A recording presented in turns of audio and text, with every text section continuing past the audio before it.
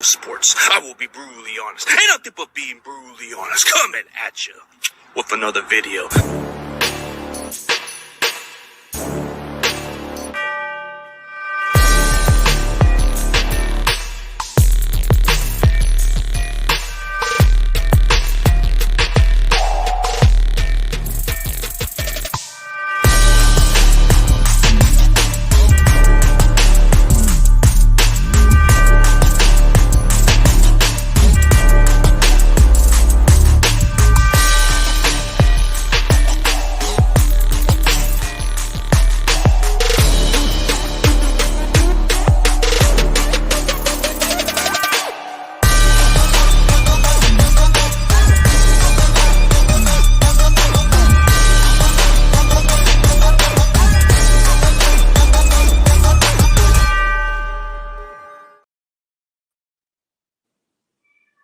Ladies and gentlemen, let's welcome 49ers legend, Mike Shumann. How's it going, dude?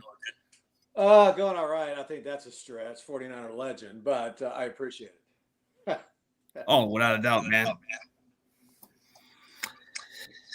Like, interesting fact that you paved the way for the first ever Super Bowl win. You were a part of the team, but like in some ways, describe yourself what started your NFL career.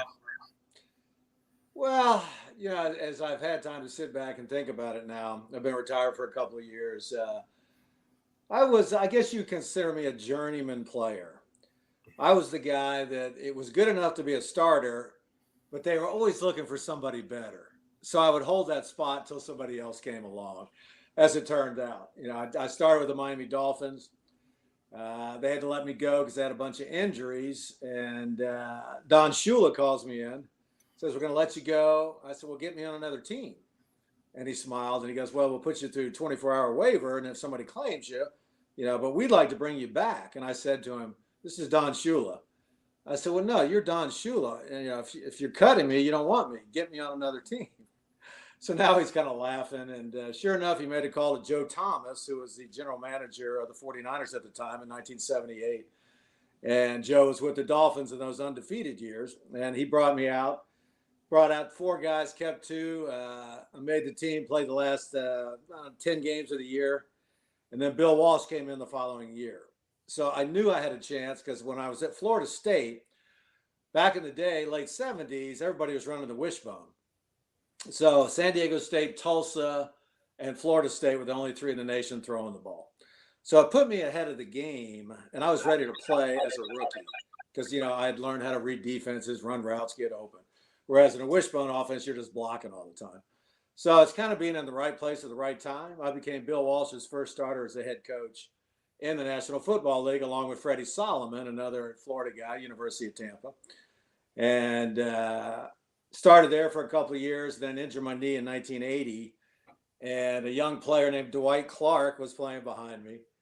And I always teased Dwight. He inherited my job. He didn't beat me out. So, and Bill, had drafted Dwight for that reason, So I stuck around, and then I was out most of 80 with my knee, came back halfway through the year. Tampa Bay claimed me because we were playing them on Sunday. And this was kind of a deal back then. They claim you, pick your brain, and then cut you on Monday. So I sat in the stands, watched my old and new team play against each other, got on the plane, flew back with Tampa. I don't think I knew anybody on the team, which is unusual. Finished the year there and then asked to be traded back to the 49ers, which happened. And that's the year we went to the Super Bowl. Because Bill only had 2. He had Freddie and Dwight, and his 2 backups were Matt Booza from Cal and Mike Wilson, who played at Washington. So he had 2 rookies as backups. He didn't feel confident. He wanted a veteran. He brought me back. And he let go of Matt Booza. And every time I see Matt now, he asks me how his Super Bowl ring's doing. So anyway, and then from there on, played on the Super Bowl team. And then after that, Bill brought in Ronaldo Nehemiah, who was a hurdler, Olympic hurdler. And his Olympic games in 1980 was boycotted. So back then in track and field, you had to win a gold medal to make any money. So Ronaldo decided to come out for football. And I asked Bill, I said, "Don't keep me to the end of training camp and then trade me because I'd have to learn a new offense." "Hell, no worries." So every time I'd come back from running around, he'd be with Ronaldo and say, now, you see how Mike did that? You see how he broke down? He da-da-da. So I did just what I asked him not to do. We played the St. Louis Cardinals at the end of the preseason. Bill said, I'm going to start you and get you ready for the season. And I said to him, what, are you showcasing me for the Cardinals? And he got all kerfluffed. He goes, well, have a good game. So I caught like 7 balls, broke my left thumb in the game. Got a call from their GM, Larry Wilson, the Hall of Fame safety afterwards, and said, we just made a trade for you. And I said, I figured as much. I said, I broke my thumb. And he goes, didn't show up on the x-ray. So I played with a broken thumb the entire year, had to learn an offense in like 2 weeks. And then I finished my career there. Came back, was off a year, and then played 1 year with the Oakland Invaders of the USFL. And that was my 8th year in the pros, and then after that, the league folded, and I was done. So I was good enough to, stick around for 8 years, hold the placemat for Dwight Clark, and then when I went to St. Louis, it was Roy Green. And then the Oakland Invaders had Anthony Carter, who went on to play with the Vikings. So I was almost like a player coach with these young players. And, so it was a career that, I was good enough to start for, almost half my career, but yet they were always looking for somebody better. And it used to drive me crazy. I was the possession guy. And I ran a 4.5 40 and had a 36-inch vertical. That's not a possession guy.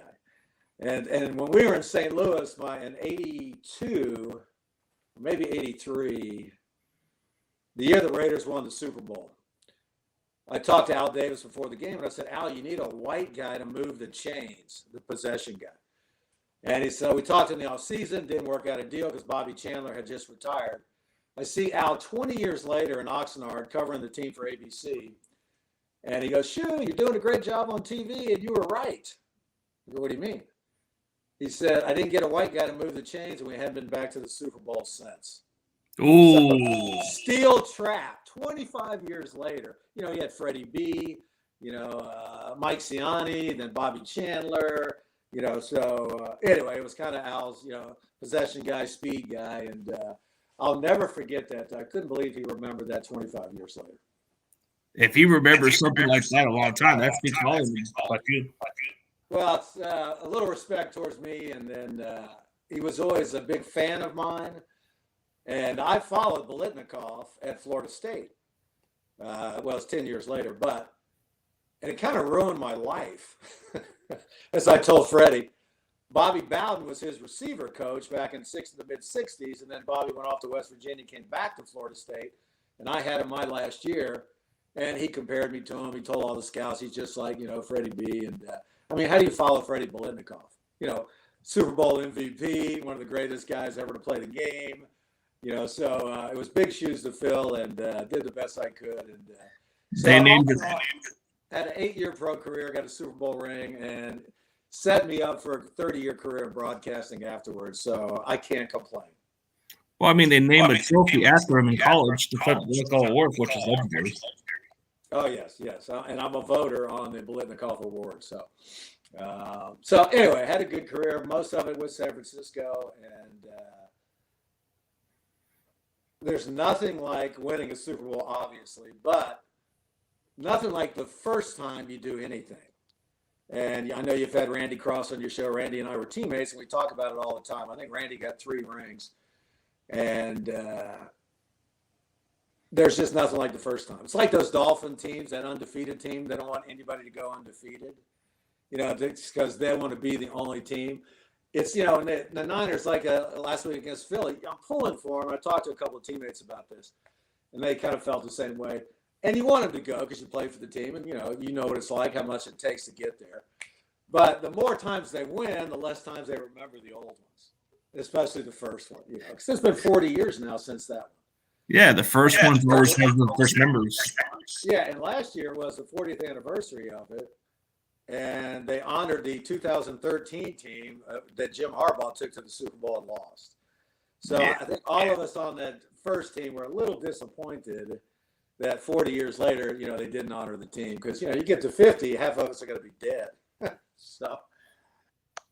Yeah, especially the way how they remember all of that, because they all started with the catch. and you were the foundation. Like you were like the one that you were talking about that you were getting replaced, and you hated that word because you kept making the most out of it. So I guess you were that designated guy that wanted to replace him back. Well, it's funny. Dwight and I were good friends, and most teams, like I said, they only kept one possession receiver, and we were one of the few that had two. And then that last drive, we were kind of signaling each other to go in the game.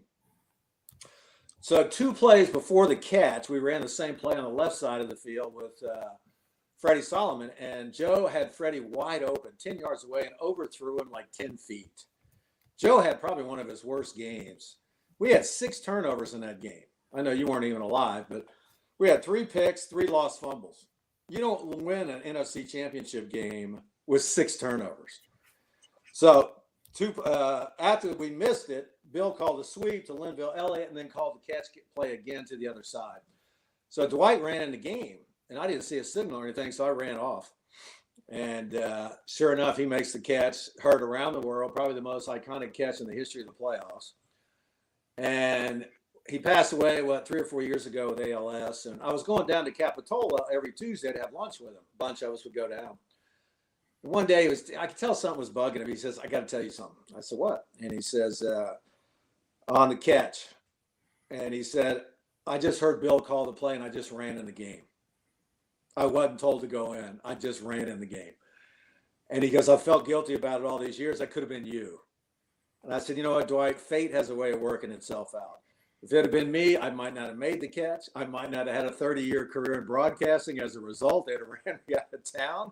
So everything worked out for the best, you know. So, but it was just weighing on him all those years, and he was so sweet. We were roommates, and you know, to kind of get it off his chest, you know, before he moved on. So, great player, and I made the first catch in that game.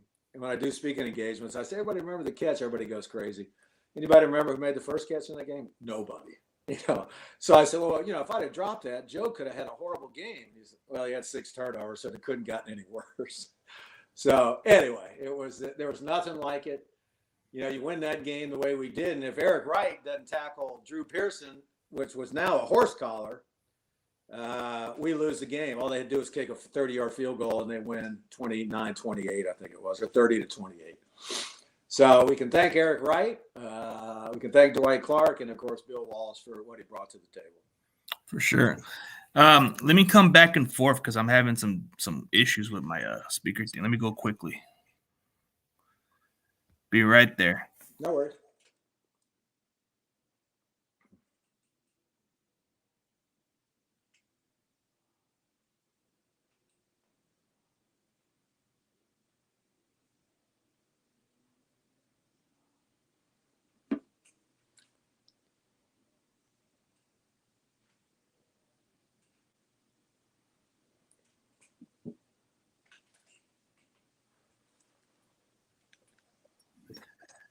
Okay, so had to check on the Wi-Fi issue. It's been kind of acting weird, but since it's normal now, but is something kind of echoing on your team? I don't hear any echo. Is it too loud? Oh, okay. All right, I think it's normal now. Okay. Because I had to double check it and make sure. Oh, here's a familiar face that was on your show last year. John Jay. He was on your show last year. Oh, yes, John Jay. Yeah, great dude. Awesome guy. Yeah, you know, there's always a purpose in your career. You know, if it wasn't for what happened, man, you said you wouldn't have a 30-year career in broadcast. So it had to be a blessing to have whatever happens for the reason, you know? Well, back then, ESPN, I played, 78 to 85, and ESPN was only 5 years old then. So they didn't have all their programming and this, that, and the other. So back in the day, if you wanted to get into broadcasting, you just stayed in the market where you played and, you know, continue your career there. And, you know, I went to St. Louis, I went to Tampa, but I always came back and lived in San Francisco because that's where my home was.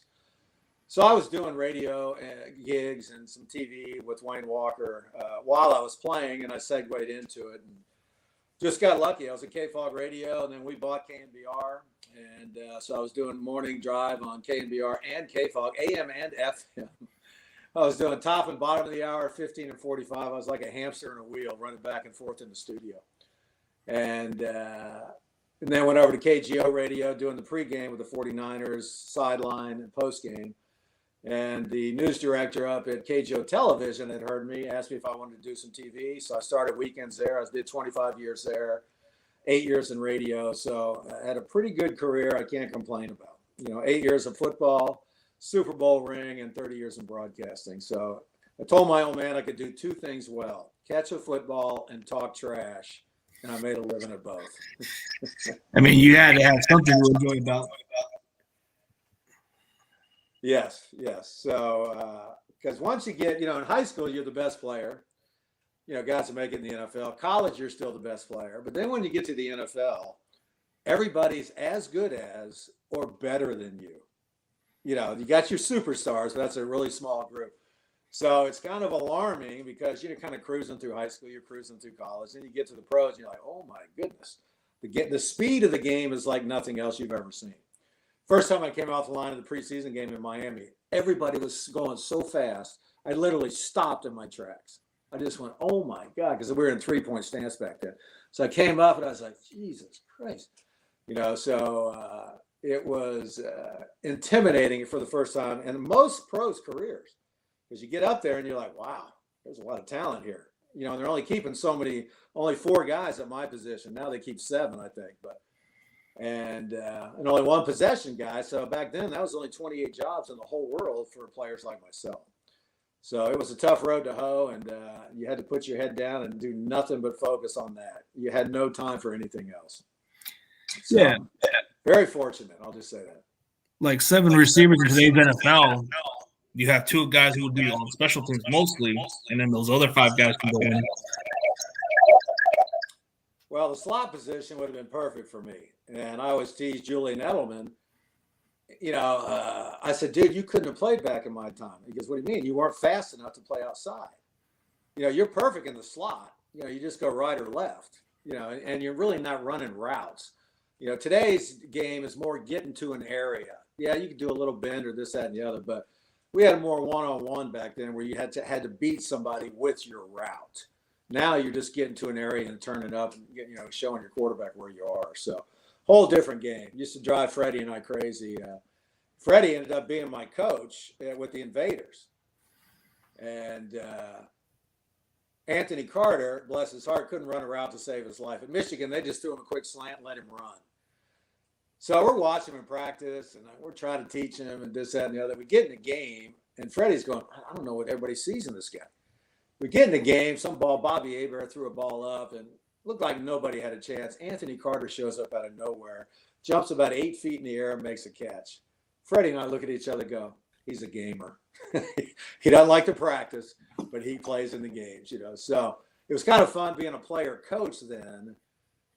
But coaches didn't make that much dough back then. Bill was making $150,000 as a head coach. Now you're making close to 15 or 20 million. So assistants were making 50. Your coordinators are making, 75. So it's a different game. And once you got out, you kind of had to make that decision. I decided to get into broadcasting. So, and there it went. I mean, it works for the better. Yes. Oh, here's a good question. Can you still run routes? My left knee needs to be replaced. I tore my posterior cruciate, and I'm putting it off until I absolutely have to. So I play in the park every now and then, but I'm usually playing more quarterback, than I am wide receiver. So I always joke I could give you about 5 good routes, and that would be it if I was in a game. So, and, it's 67 years old. So. Yeah, at that point, there's no point of that. But I guess that was a little sarcastic joke on his part. Yeah. Speaking of the quarterback issues, do you think Jimmy Garoppolo will be back next year? Well, Kyle said no yesterday or the day before in his press conference. Do you see any situation where Jimmy Beck goes no? He goes, well, you said that last year. And last year, they got lucky. They treated Jimmy like a dog. Right? Jimmy saw it coming, got that shoulder surgery, so he had to hang around. They told him to work out on his own. You're not part of this team. You're not in the meetings, nothing. All right. And, all he did was take him to the Super Bowl. And so then Trey Lance, the anointed one, gets hurt. They had no idea about Brock, so they had to bring Jimmy back. So they were lucky, and of course the 49ers are going to play it like, oh, yeah, well, we had that in the plans anyway. No, they didn't. So they got lucky. Jimmy took him as far as he could, got hurt, and then Brock became, a fairy tale story. And I've seen it happen, and I hope it doesn't, where somebody will come in, have a great run of a half a year or a year, get injured, and you never hear them again. And I'm hoping that's not going to happen to Brock. He's, deciding whether to have surgery or not. But he was perfect for the offense, and he was a game manager and didn't have the strongest arm. But starting 4 years in college put him ahead of everybody else because just the repetitions. Whereas Trey Lance only started 1 full year in college, so he everything he was seeing in the NFL, he just hadn't seen. Whereas Brock has seen it just at a little higher speed. And that's what made him so good in the offense. And he was on the same wavelength as Kyle. And they were hoping this was the guy going into next year. Now we're back to square one. Who's going to be the guy? Is it going to be Trey, who you gave up, 2 or 3 number 1 picks for? And I think they were thinking about trading him, maybe to Tennessee, where their assistant GM went, and then going with Brock. Now you got to keep these two. You got them for probably under $10 million, and just hope they can stay healthy, and we'll see what happens from there. But Brock just turned out to be a godsend for this offense. But here we are, and it'll be year 7 next year for Kyle Shanahan, and he still doesn't have his quarterback situation worked out. And there was talk of Tom Brady coming for 1 more year.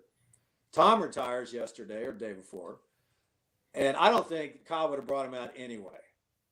Kyle doesn't want anybody bigger than him on that team. And I'm not saying it's ego, but Brady would want to be involved in the offense. He'd want to be, have some things his way. Kyle thinks, and Bill Walsh was the same way. He thinks what he calls is going to work. So he didn't have a whole lot of options. Joe didn't have a whole lot of options to audible out of. So they're very similar in that way, Kyle and Bill Walsh. So, and I'll say 90% of the time, what Kyle calls is working. So, but the problem with this offense, it's a run-based offense, a lot of play-action pass, which means it takes longer to develop, which means the potential for your quarterback taking more hits goes up. And I think that's why you see a lot of these quarterbacks getting hurt in this offense, because nobody's been able to stay healthy. It's been unbelievable,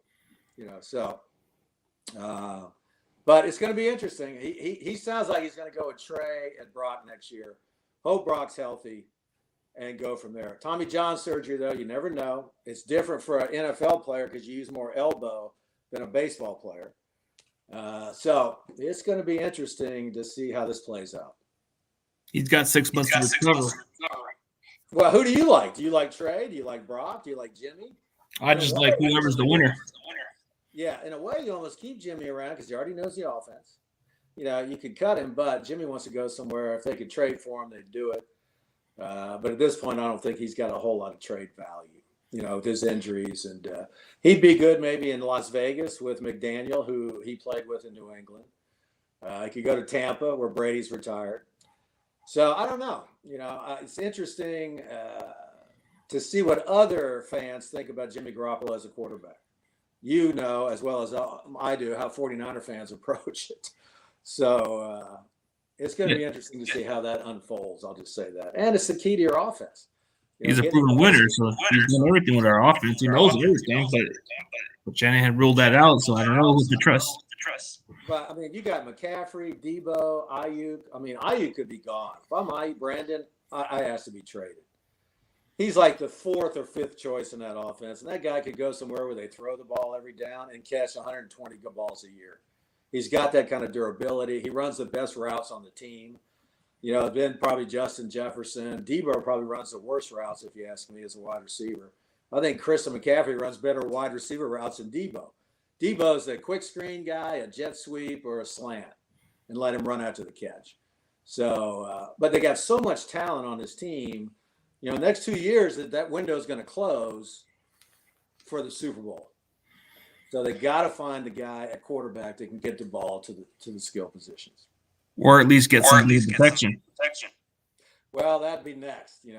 Trent Williams, is he going to retire? The right tackle, McGlinchey, he's a free agent. He could be gone. You need a center. I think they've got a young kid named Poe on the practice squad who played really well this year, just in practice, and I think he might be the future. You need maybe a cornerback, another outside edge rusher to take the pressure off Bosa. Bosa had 60% of their sacks. Nobody else had double-digit sacks.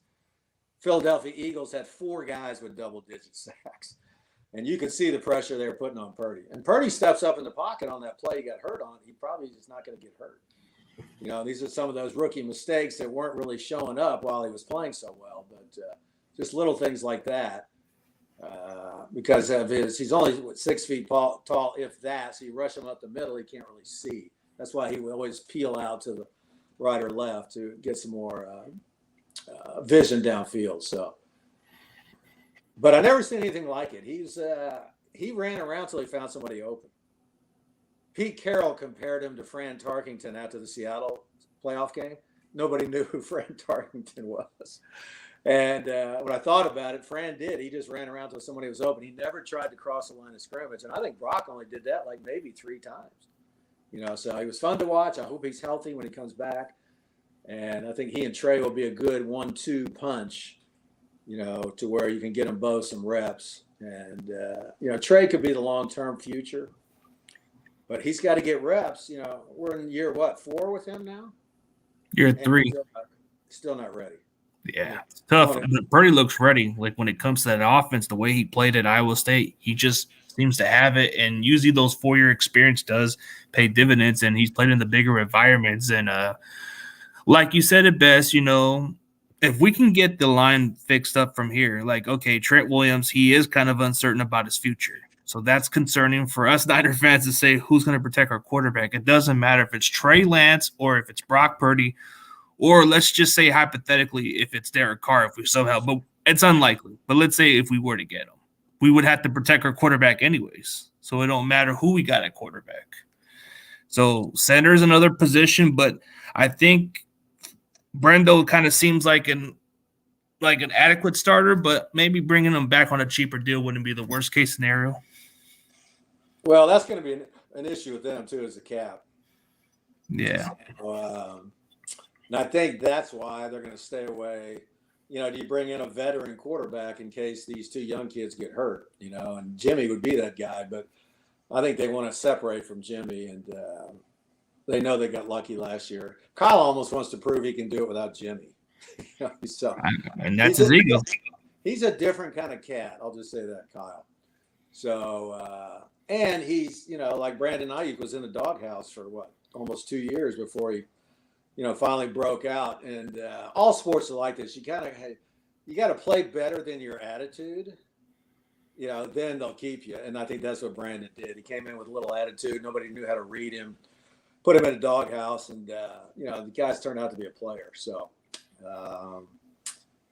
it'll be interesting. Now, like I say, the Super Bowl window's closing, and now we need a defensive coordinator. And Vic Fangio likes a 3-4, who's a consultant with the 49ers, and they run a 4-3. And Kyle said yesterday he doesn't want to change the defensive scheme. Now, would Vic be able to do that? I don't think so. And tell you the truth, I think Vic's a little older, and I'm not sure a younger team like this would react to him. And D'Amico has had all that energy and the youth. He played the game. And I think they're thinking about the defensive lineman coach. I can't think of his name right now, but they were thinking about offering him. Kosarick? Yes. And he talked to Grant yesterday, Cohen. He said, he's more of a defensive line guy. He's not sure he wants the coordinator job, which is unusual to hear. But some guys are like that. Tom Selleck was like that. So a lot of holes, a lot of free agents, and but they have a core that is Super Bowl ready, and we saw that all throughout the year. Yeah. So, I was almost hoping, like we were 1-2 at the beginning of that first Super Bowl season. We won 9 straight, and then lost to Cleveland of all teams late in the year. But it was a wake-up call for us, like, oh, maybe we're not as good as we think. And the Niners have won 10 straight. I almost wish they had lost that Raider game, for instance. They gave up 500 yards of offense to them. And kind of a little bit of a wake-up call. It wouldn't have mattered as it turned out because Purdy got hurt and Johnson got hurt. Josh Johnson got hurt. But it's tough to win 14 straight games to win a Super Bowl, which is what they would have had to do. So Josh Johnson, he's not a bad quarterback, and you get him cheap, so he might be a guy they keep on the roster just to have that veteran presence. So it'll be interesting. There's going to be a lot of quarterbacks out there, kind of second quarterbacks out there this year. So, but I think Kyle's mind's made up. Purdy, go ahead and get that surgery, can heal up, and Trey Lance, he'll go with those two, and he'll be successful. Yeah, the only difference from last year is Jimmy's not under contract this time, so he's a free agent for sure. Nah, he's gone, and I think at this point it's not even try to trade him. If they can get something, great, but Jimmy's going to determine where he wants to go. So because there's teams that need, Vegas, Tampa, the Jets. There's a lot of teams, the Colts, that need, a veteran quarterback. The Houston Texans. They might bring him. Yeah, D'Amico's going there, and D'Amico's going to take some players. So don't be surprised there. I mean, Jimmy Ward. Yeah, Jimmy's gone. He had a great quote yesterday. He went to Kyle and told him when he was replaced by who's the young safety? Deshaun Gibson. No, the other one. Hufanga? Yeah. And he said, I don't want to play nickel. And Kyle said to him, so you want to ride the bench? And Jimmy was like, oh, my God, that's so cold-blooded. But that's the way Kyle is. This is a business. They made their decision on Hufanga. And Jimmy, did what he could. He did a great job playing nickel. He's not a cornerback. And you play nickel back, you got to be a cornerback to cover skills. So Jimmy will probably go to Houston, maybe one of those linebackers. I think we got the best group of linebackers in the league.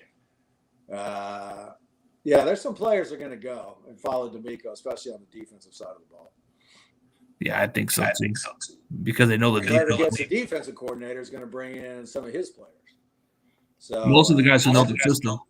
Yeah, and most, every year is a different roster. That's why, you want to win it with the guys you have. Like last year, they wanted to win it. They were there. And to tell you the truth, I think Brock stays healthy. I think they beat Philadelphia. I really do. And on to the Super Bowl. So it's tough, especially for an older player like Trent Williams. I'm not sure he has one. So it's the finality of the playoffs. When it's over, it's over. And not only for players, coaches, and management, for we fans, you got, oh, God, we got 200 days now until football starts again. So it's just kind of tough the way it ends like that when you get to the playoffs. Yeah, if it wasn't for the Purdy injury, I think we'd still be in this game. But it happens. Once you lose your key piece of that offense, man, that's a wrap. Well, and when Josh got in there, I thought he got a little conservative too. And I just think he should have opened it up. And, it was going to be hard to run on that defense. And I know they got a great pass rush too, but Purdy gets the ball out quick. And so, and he got better as he went along. There's a lot of plays where if he'd have got it out quicker, it'd have been a touchdown. It was a completion, but it was, it's things he just didn't pick up quick enough because he hadn't played enough at this level. So they were real subtle, his rookie mistakes. But because he had so much success, everybody overlooked that. But as a former player, you see those and that could catch up with him. That might be, so. But I think I agree with you. Had he stayed healthy, I think that it was been a heck of a game because that was a second drive, wasn't it? Yeah, it was. 7-7 game, I think. So, and then it just all fell apart. So because that happened to us in '78. All our quarterbacks got hurt. DeBerg, Scott Bull, Bruce Threadgill was a quarterback in college, moved him to safety. He had a cast on his hand, cut it off, threw 2 interceptions. Fred O'Connor, the interim head coach, comes over to the sideline and goes, who wants to play quarterback? I'm looking around. I go, is this the NFL? And Freddie Solomon had played quarterback at University of Tampa. And he'd dying to play, but he wouldn't, say anything. So I said, Freddie will do it. Let's go. Freddie's ready. And so we didn't even call plays in the huddle. He just would either call a run or a pass and just run around until somebody got open. So, but he got to live out his dream and play quarterback for one game.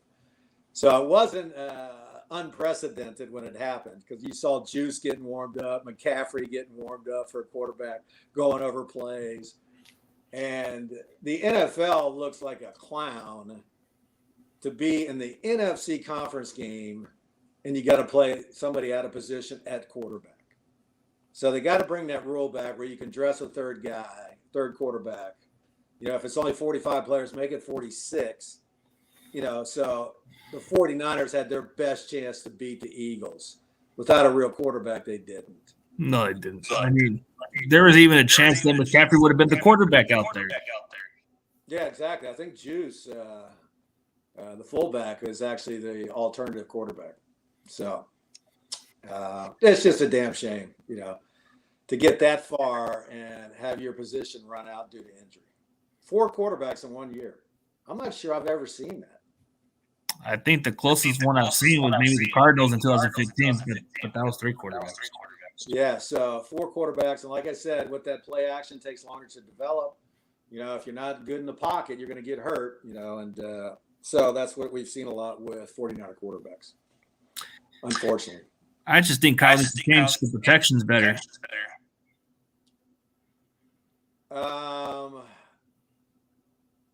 Yeah, there's some truth to that too. Because with Trey, what's he doing running between tackles? Have him run outside, like everybody else does for their quarterbacks. So in some ways, a lot of people are saying Kyle didn't want Trey. He wanted Kirk Cousins. He likes that old school Kirk Cousins, Tom Brady, just drop back passers, and you can't do it anymore. Defenses are too fast. You got Brady threw it 60 times, but he gets the ball off in 2 seconds. People don't want to hear it, but Brady couldn't have played back in the day. He would have taken a beating like no other. 6'4", a huge target, can't move. Joe took a beating at 6'2", 190. And he was tough. Yeah, and I hate to say it, but Tom could not have played in the 80s. So it was just a different game. Now they protect the quarterback and the wide receivers and the running backs. So we old schoolers are like, what is this, a participation trophy league now? Yeah. I mean, you guys came from winning Super Bowl, so it had to be a different era, but we're coming up short of a stick for the last decade, man. Well, it's what last time. Let's see. Last time we won a Super Bowl at '94, went in 2013 and 19. So we've been to 7 or 6 or so. 4, 5, 6, 7 Super Bowls. Yeah. So Jerry Jones was saying the other day, we haven't won a Super Bowl since '95, but the Niners haven't won since '94. Trying to make somebody else look as bad as him. So. Yeah. And George Seifert got fired after a 12-win season. Mariucci got fired after an 11-win season. The question is, Jed, is he going to keep Kyle around? How many more years do you give him to figure out his quarterback position? He's gone to 3 or 4 NFC Championship games. So I think you keep Kyle. I would just blow all that away. He's our coach for next year. And because there's some PTSD with those coaches in between. Tom Sulo, Chip Kelly. I can't even remember the other 2. I mean, there was Dennis Erickson. There was 10 years of just, horrible choices. So, so Kyle will be back, but a lot of moves to be made. Purdy needs to hurry up and figure out what he wants to do. If he's going to have surgery, you got to get it done now. Get it done immediately. And get him back as soon as possible. They say 6 to 9 months. That takes you into the season. So, and if that's the case, now he's got to find another quarterback. So do you start with Trey again and make Jimmy the backup? Because Jimmy will play on a lesser salary. At this point, because his value would have been up if it wasn't for the injury, but Purdy outperformed it, so that kind of hurts his value a little bit. Yes. Yeah, like his value was like at one point when he came off of the injury from Trey Lance, it could have skyrocketed him some top dollars, but after Brock Purdy came out of that performance, man, that just really kind of devalued a little bit of Jimmy. But I don't know how he's going to get the market. I don't know what they're going to give him. So it'd be interesting. Well, get grade is 15 to 25 now for lesser, second tier quarterbacks, we'll call it. Nobody deserves $50 million to play quarterback. Aaron Rodgers, who else is up there? I can't think of it. But anyway, it's too much of your cap. And I think Kyle loved the fact that he could do it with Purdy, making, his rookie salary of whatever it is, $800,000. So it's almost making general managers and head coaches look at the fact that should we be paying this much money to quarterbacks when you can find somebody like Brock Purdy, pay him his rookie salary, use him for 5 years. And then this is a little problem with the rookie contracts too, especially like a running back. You come into your 5th year to finally get paid and you're done. They've just worn you out. I'm surprised the CBA, the collective bargaining agreement, they agreed on that. They should be more like 3-year deals, and then get paid because the average length of a career is only 4 years in the NFL, so I think that's what's shown a lot of people too that, hey, maybe you can. And it's telling a lot of college kids to stay in college and continue to play, because the more reps you get, the better the more prepared you'll be to play in the NFL. I mean, it matters with the experience because Brock Purdy played 4 years at Iowa State. And I'm thinking if the Niners are not going to go with a veteran quarterback, maybe go in the draft, like get a late round quarterback. Maybe you can develop kind of like what you did with Brock Purdy. Maybe you take a flyer on a kid that nobody's paying attention to. Maybe he's under the radar. Maybe he fits the system. Maybe that would be exactly what Kyle goes to. I'm not sure if Trey was that guy.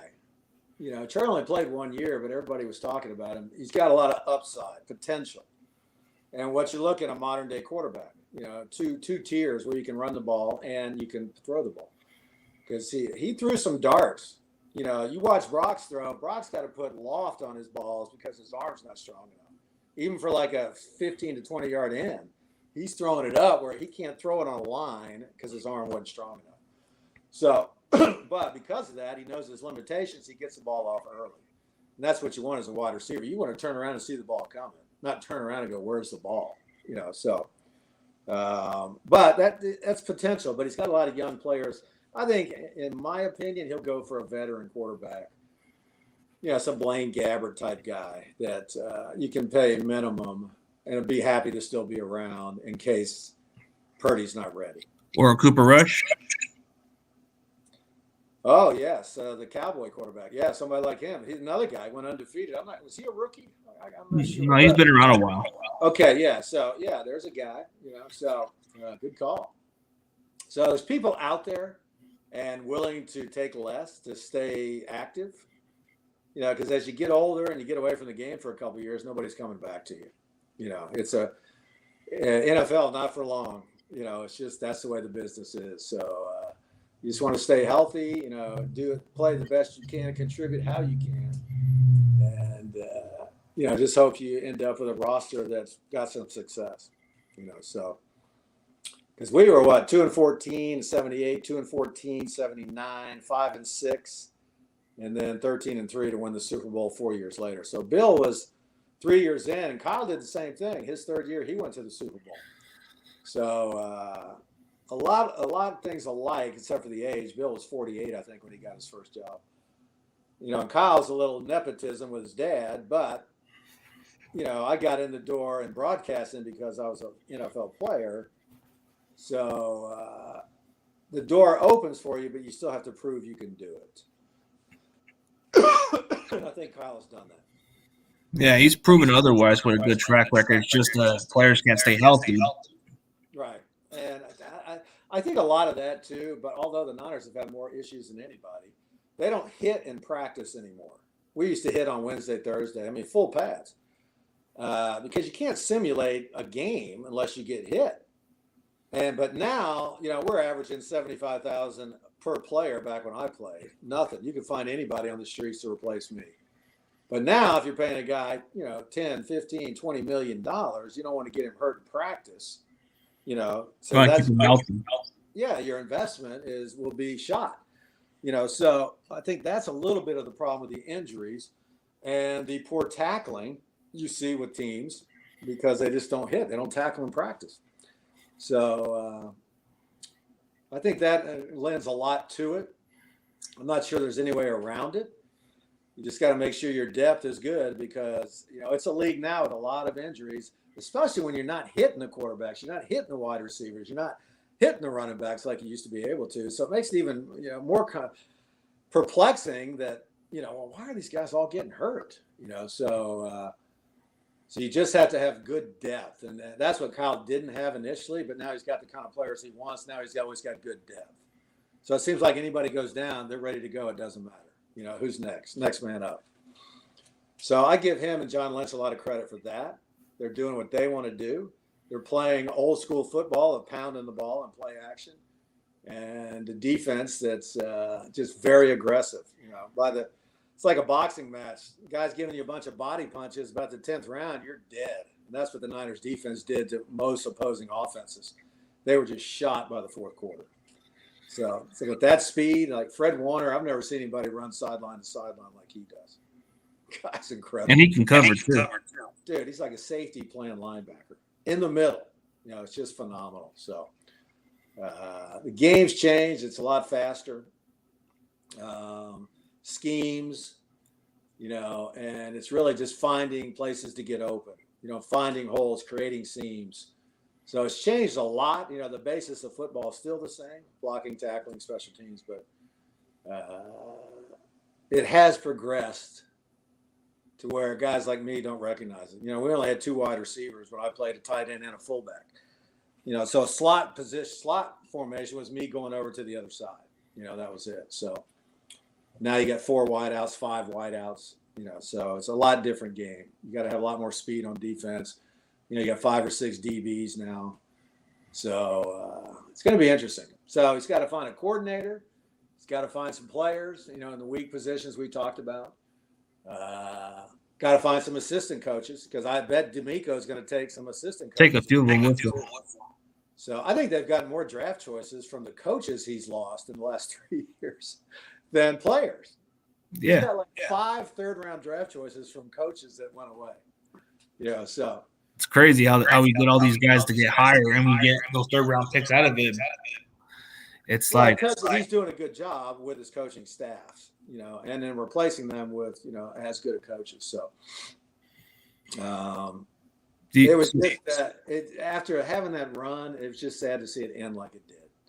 It was almost too good to be true what Brock Purdy was doing. For instance, I like to bet on football, and I quit betting on the Niners because I just kept thinking to myself, this kid's going to have a meltdown here eventually. And he didn't. He had a tough, couple halves. That first half against Seattle in the playoffs, against Dallas in the first half, he looked shaky. Dallas did what every team should do against him. Stuff the run and make Brock Purdy beat you.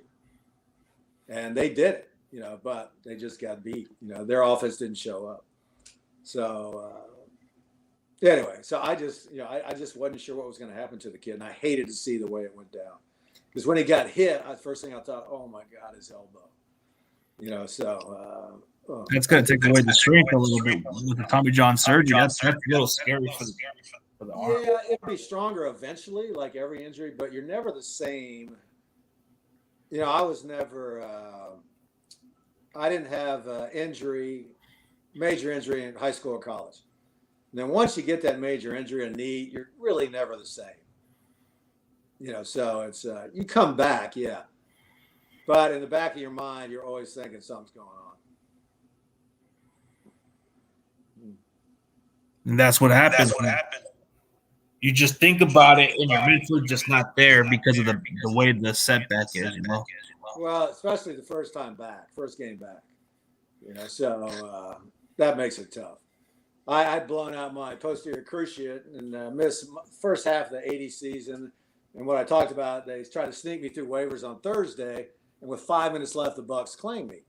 So I got there, and Boyd Dowler, the great receiver from Green Bay, was the coach, and he said, well, you won't play here. You don't know the offense. You won't play in this game. I go, Boyd, you got like 8 plays. It was the most simplistic offense I've ever seen, as it coming from Bill Walsh's offense. So I get in the game, and we're playing the New York Giants. The safety was a teammate of mine at Florida State, Gary Wolford. Played with the Niners, too. And I'd run this post corner on Gary probably 100 times between practice and college and the pros. So I came in, looked him right in the face, smiled for a little bit, broke out, and there's no ball. I go, where's the ball? And it was Doug Williams. And Doug had a cannon. All of a sudden, he throws it. I'm making touchdown catch. Turned out to be the game winning. So I came back to San Francisco in the offseason, and the Tampa Bay Booster Club gave me a big trophy. Got it over here. Offensive play of the year for that one touchdown catch. And my locker's next to Doug's, and Doug sees it and he goes, ain't that a sin? I throw 400 touchdowns, you catch one, and they give you a trophy. You think they're dying for a white boy around here or what? And it was all time. Because Doug was black. All our skill positions were black. I was the only white guy in the skill position. So, and to this day, when I see Doug, we still tell the story. We laugh about it. So, and I was really happy to see him go win a Super Bowl. So, I mean, he was gifted too, but he was just on a bad team. And then when he went to a good team, he won the Super Bowl. Yeah, exactly. So, it'll be interesting though. And like I say, the finality of a playoff loss is so sudden. You're like, oh, you're not prepared for it. You go, oh, no, my 49er season's over. I still got a Super Bowl to watch. And the USFL and Arena are coming back. But it's just a long wait. So now we're waiting to start seeing the offseason moves. What's Purdy going to do? All right, he decides, then you go from here, you go to there. They're going to sign this. Who's going to be the defensive coordinator? So a lot of stuff we can start following here, and it makes it unique. I guess all pro sports are like that. You don't have the same roster every year. So, they all change. Right. Different coaching staffs, different players, and even like the change of the head coach can happen every now and then. Well, it was funny too because once I got into broadcasting, I had a great run. 3 World Series with the Giants. 3 NBA titles with the Warriors. Sharks went to Stanley Cup once. 49ers went to 4 more Super Bowls after me. I played in one and covered all 4 of the other, or 5 or 6 of the others. So as a broadcaster, former player, you've got an insight and a world champion. So I could relate to all of them. Bruce Bochy and I were freshmen together at Florida State. So I had that connection to him. Buster Posey was a Seminole. Had that connection. Warriors were on ABC. I traveled with them. Had a blast watching that. So it was fun to relive it, and it took me back every time one of these teams won it. And you see what it's like. It's the same thing to do it as a team, and it's just a different sport. You see. So it's very rewarding for me in that sense. And I think the players on these teams, even though I might not have known their sport as well inside out as I did football, they knew I'd been there before. So it made it easier to talk and share it with them, which was there was nothing like it. The Bay Area, in the last 30 years, has had a better run in all sports maybe than any city in the United States, right? Baseball, the popularity, yeah. Yeah, just think about all the world championships. 3 with the Giants, 4 with the Warriors now. Niners, this, that, and the other. Raiders won a couple. So it was just there was nothing like it. I'll just say that. So for Bay Area sports fans who are finicky, as you know, right, and social media is just blown it all up. It's created a whole new venue for guys like yourself. You could talk with other guys, former players, current players, and you can be involved in it almost like you were. Twitter allows that. A lot of knuckleheads out there, as you know, but there are people, like yourself and know the game. And so it's created a lot more opportunities for a lot of different people, not just broadcasters. So I think it's great. I'm glad I'm not in sportscasting now, because you got to put something on Twitter. Say you can watch the full thing later tonight at 6 and everybody's already seen the whole interview on Twitter or Facebook or somewhere else. So that's why nobody's watching TV anymore. You get your information instantaneous. I mean, if you got to wait 15 seconds for somebody to feed you something, you're not waiting. It's a short attention span theater now, and it's a whole different world. Yeah, a lot different then because before we didn't have those other content creators do that. You had just like broadcast workers and all that other sports stuff people before. Yeah. Now it's kind of like evolving more. Like you have people like me and other people that can do this platform. Because if it was 10 or maybe about 20 years ago or back then, it was a lot difficult. Like Nothing. different time. You had to wait for your 5 and 6 o'clock news. You know. Yeah, TV was a thing, and I think TV is becoming less popular. Like Netflix is a thing that people go on to. They don't go to the movies to go buy movies. They go get Netflix or other stuff, and it's just changed over the years. Like I don't even think people go shopping mall nowadays. It's like you have to go online. No, and COVID really put a dent in that. But now television news might stick around, but TV sports will go away. I mean, I think Channel 2 is already going to drop it because everybody thinks they just go to ESPN or you see it online. And then television, movie theaters are going to go by the wayside. There's a lot of changes coming, and it's kind of sad for people my age because that's what we grew up with. But it's just the nature of development. So, yeah, TV's just not as popular as it used to be. Like I would want to get my sports news on either here or Twitter, or just watch whatever's on the content.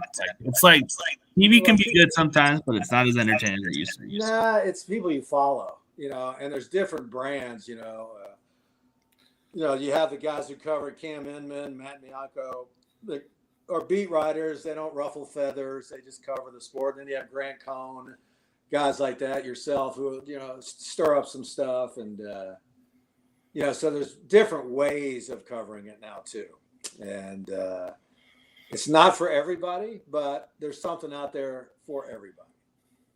So you might not like one way, but there's other things you can do and follow. There's difference, yeah. Make it interesting, yeah. So who do you got winning the Super Bowl since it's not the Niners playing this way? Oh boy, that's going to be an interesting Super Bowl. The magic tricks of Mahomes to the steadiness of Jalen Hurts and that defense. And Mahomes, we'll see how that high ankle sprain. He's got 2 weeks to get it better, but his mobility is going to be cut short, and they're going to, they put pressure on him from the outside in and make it tough for him to move. So I haven't really thought it through yet, but I wouldn't be surprised if Philadelphia wins this year. They just make it look so easy, and I think they played their worst game against the 49ers. Jalen Hurts makes it look so easy. Their defense is so stout, and I don't know. I just have a feeling like it's their year. It's almost like a Jalen Hurts payback. He got run out of Alabama. Nobody thought he was going to be a player at this level. And he's like, oh, yeah, watch this. And a lot of sports is that, proving people wrong. So my whole career was that. Oh, you can't play in the NFL. Oh, really? Watch this. Oh, you can't work in the San Francisco market. It's the number 4 market. Oh, really? Watch this. So it's a lot of that in the league. But I wouldn't be surprised if Philadelphia wins. I think everybody's going to pick Kansas City. So. Yeah, I just think Philadelphia's got a really good D-line. Like you said, they got 4 guys with double-digit sacks, and they can get to the pressure, so that can be tough. But Mahomes is not a full 100%, but he could still extend the plays a little bit. And they really don't have a run game, Kansas City. Got to run the ball in the playoffs, because otherwise, if they know you're throwing every down and you let that defensive line of Philadelphia just tee off on the pass, they don't have a chance. So you got to show the run. And that's what Kyle did in the second half of, was it the Seattle game? No, the Dallas game. He kept pounding the rock, and it just wore him out, So big difference. Yeah, exactly. There's a difference with the running game. If you can balance it, that's what makes it hard for the Eagles. Right. And, with Devontae Smith, A.J. Brown, they didn't do anything in that game. That one missed catch that Devontae got early in the game, but they weren't even involved in that game, and they still won it, So that's what I mean. I think the Niner defense did what they should have done. And had Brock stayed healthy, I think the Niners win that game. I think that was the factor. Once he was out, his offense was never the same. It was just we couldn't pass the ball as much. Josh Johnson did okay, but he got hurt eventually. You really can't afford to lose. Yeah. Tough position to overcome. Especially at the third quarterback. That's not easy. Yeah, exactly. On to the fourth. So. it's a roller coaster season. You would think when you lose your starting quarterback, the season's over. But then going to your first quarterback, that's a tougher challenge. And nobody knew what they had in him. And everybody's like, whoa, Mr. Irrelevant. And that's what Brock was there to do. He was pissed off. He went so late in the draft, so he knew he could play at this level. So he was out to prove everybody wrong, and he did just that. Hopefully that's not the last we see of him. I'm just hoping he becomes a lot better than he's ever been. I mean, he fits the system. I mean, I'm just like, as long as he gets back to the way he's playing, then he should be okay. But the recovery is going to take some time for that throwing. Well, it'd be good for Trey Lance to get some reps. Trey should get every rep in the preseason. Just don't run him and keep him healthy. So he just needs repetitions. We still don't know what we have in him. You saw some flashes of greatness with his arm, and he'd be able to create more plays with his legs, but the sample size is just so small that you still don't know. He's the unknown. And they got to find out this year because they got to have a big payday next year for him. So it would be horrible to have 3 wasted number 1 picks, and then you cut him. That's just wasted draft capital right there. But we got to see what the kid's made of. So we have to see if he can really step up and be the guy or not. I know. So that's where they are right now. I'm just hoping that Shanahan doesn't treat him like RG3, run him to the ground. I don't like that idea. Try to treat him like, give him some chances to throw the ball at least. Yeah, exactly. So I think Kyle felt like, I finally found my guy in Brock. And now he's back to square one with Trey.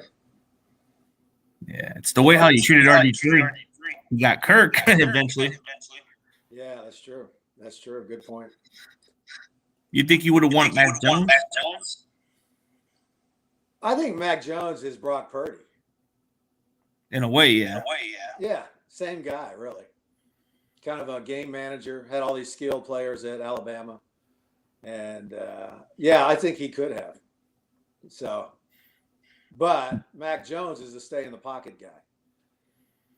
And Purdy is really 2, but he has enough quickness to, and then he had more arm angles because of playing baseball. He could throw it underhand. He could throw it sidearm. He could throw it 3/4. He could throw over the top. It's unusual to see that many arm angles, but that's the difference with a guy who played football and baseball, not basketball. So Kyle's at home right now just going, Jesus Christ. It killed him to lose. Killed him to lose his guy, Brock Purdy. Kills him to think that, okay, we've got to go back to Trey now. So there's a lot on his plate, and he needs to go away for a couple of weeks to Cabo or something, get his head straight, and then come back full speed ahead. So, and Brock needs to go ahead and do whatever he's going to do and get it done. Get it done with it. Yeah. So, I mean, so there we are. I'm impressed by him. I mean, he's played a lot more like a veteran and he looks ready. Really did. Yeah, and that's like we talked about. Those 4 years in college as a starter. Most kids, if you're at Alabama, you only get to start 1 or 2 years. You got to wait your turn. And a lot of these kids now are jumping into the portal because of I call it the participation trophy era. Well, wait a minute. I'm a freshman and I was a star in high school and I'm not starting in college. Nah, you got to wait your turn. And kids don't want to do it. Go to a small college and make a name for yourself. Yeah. Christian McCaffrey's younger brother is a quarterback. He's been on 4 teams in 4 years because he never gets to start. You got to wait your turn. Najee Harris, Pittsburgh running back, was at Alabama. He wanted to leave. He had to sit on the bench for 2 years, play special teams, and then he was all-world for the 2 years he got to play. So, and that's the difference. At Florida State, we had horrible years when I was there. We didn't have one winning season. Weren't on TV at all. And Alabama was my other choice. Had I gone there, I would have won 2 national championships and been a first-round pick. So I go to Florida State. Nobody sees me. I'm not drafted.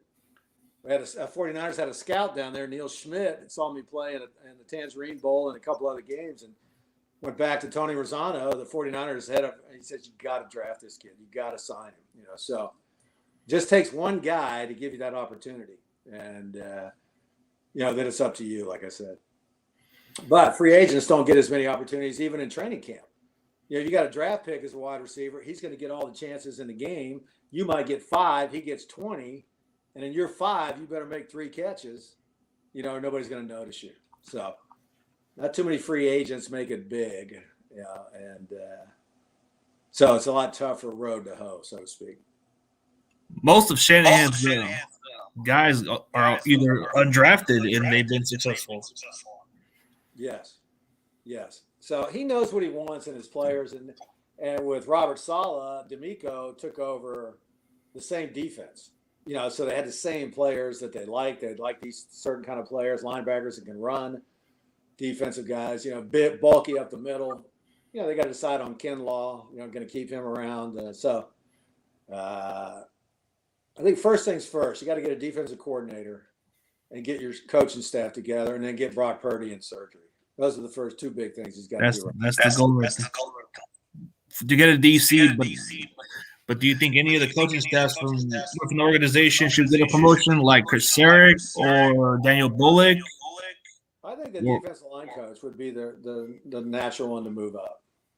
So, but it's different when your offensive line and defensive line coaches are just kind of right there in the trenches. They don't see the scheme as well as other position coaches. A linebacker coach sees the defensive line and the secondary behind it. So it's a difference. And then Vic Fangio, like I said, prefers a 3-4. You can't bring somebody in that prefers one defense and try to run another one. It just doesn't work that way. Shanahan wants to run a 4-3. Let's stick with the same thing. Yeah, just stick with what he's got for another couple of years while he's got this Super Bowl talent. So hiring in-house would be the way to go. I'm just not sure who's there for him. Because you go from defensive line to coordinator, you got to call defenses during the game, which you don't as a defensive line coach. I always thought offensive line coaches didn't make good head coaches or defensive line coaches because they it doesn't see the whole picture. Like Tom Sula, everybody loved him as a defensive line coach, but he just wasn't a head coach. Not with the way. Yeah, so it's a big difference. So a lot on their plate. It was a great season. Found out a lot about a lot of different players, and now you just move on to the next year. It's just so tough because it's so brutal. A 20-game season like they had, preseason games. It's just so hard on your body, physically, mentally, everything. So, but a great run.